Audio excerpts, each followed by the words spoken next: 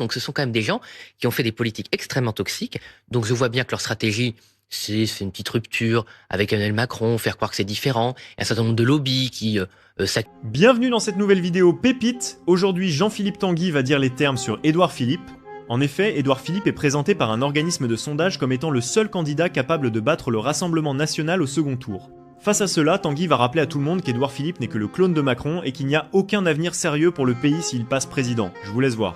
On évoque donc ce sondage à un an d'élection présidentielle qui donne des indications très intéressantes, effectivement réalisées par notre partenaire, l'Institut ELAB, qui place, on le disait, le candidat ou la candidate du Rassemblement national très nettement en tête du premier tour. L'autre enseignement, c'est qu'Édouard Philippe commence à prendre ses distances pour le deuxième tour. Il devance assez nettement les autres candidats. Et il y a un seul cas de figure où finalement Jordan Bardella perdrait le second tour de l'élection présidentielle.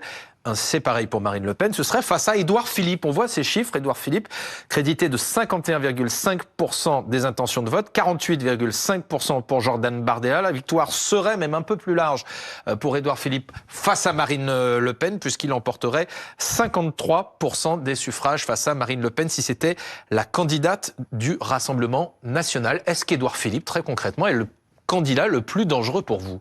Mais dangereux déjà pour la France, parce que c'est quoi Édouard Philippe? C'est le macronisme glorieux, si je puis dire, et avec les conséquences que ça a eu sur la France. C'est-à-dire il n'y a pas une feuille de papier à cigarette entre le programme de Macron en 2017 et Édouard Philippe qui a mené ce programme pour la France et contre la France. On a parlé tout à l'heure évidemment des taxes sur le carburant qu'il avait augmenté, je rappelle, pour financer la suppression de l'impôt sur la fortune. Je suis pas sûr que ce soit dans les grandes valeurs partagées par les Françaises et les Français, mais aussi le nucléaire qui a fermé la centrale de Fessenheim.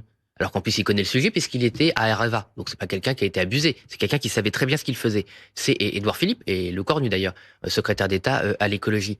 Avec les conséquences que ça a eu, je rappelle que la fermeture de Fessenheim, le déséquilibre sur le réseau électrique français que ça a provoqué en Europe, a quand même amené à une facture pour EDF de plusieurs dizaines de milliards d'euros. Donc ce sont quand même des gens qui ont fait des politiques extrêmement toxiques.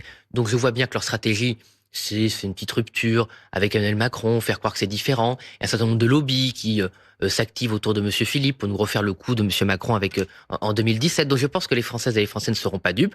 Il y a un autre sondage d'Opinion la semaine dernière qui donnait les résultats inverses. Moi, c'est pas pour critiquer les sondages. Je pense qu'aujourd'hui, en fait, les Françaises et les Français ont sans doute oublié parce qu'ils ont beaucoup de choses à faire dans leur vie, le vrai bilan d'Édouard Philippe. Et moi, si c'est Édouard Philippe qui doit affronter Marine Le Pen ou Jordan Bardella, sincèrement, on aura beaucoup de choses à dénoncer et surtout des choses à proposer contre ce qu'il a fait à la France. Donc il ne vous inquiète pas, c'est ça? Vous dites, non. On gagnera face à Édouard Philippe. Ah non, je dis pas du tout ça. Ah ben non. Alors là, je veux tiens à être très clair. C'est pas du tout du triomphalisme. Je dis qu'on connaît Édouard Philippe, on sait ce qu'il a fait, il a un bilan. Monsieur Macron, c'était pas facile d'aller chercher son bilan en 2017 parce qu'il avait tout mis sur le dos de François Hollande. C'était pas difficile. Édouard Philippe, il est parti en 2020. Ça fait un moment qu'il est plus avec Emmanuel Macron. Oui, mais les conséquences, malheureusement, elles sont encore aujourd'hui en 2026. Donc j'ai parlé de l'électricité, j'ai parlé des taxes sur le carburant. On pourrait parler de la faillite des comptes de l'État. Pour vous, le bilan Macron, c'est le bilan Philippe? Ah ben c'est absolument le pire de Macron, c'était Philippe. Édouard Philippe, c'est le pire d'Emmanuel Macron. Le 80 km/h, la gestion du Covid absolument lamentable. Malheureusement, la liste est longue. La crise de l'agriculture. Vous savez, ce qu'on vit aujourd'hui, les affaires de la France, c'est quand même un paquebot. Hein. Les décisions que vous prenez en 2017, vous les sentez souvent au deuxième mandat.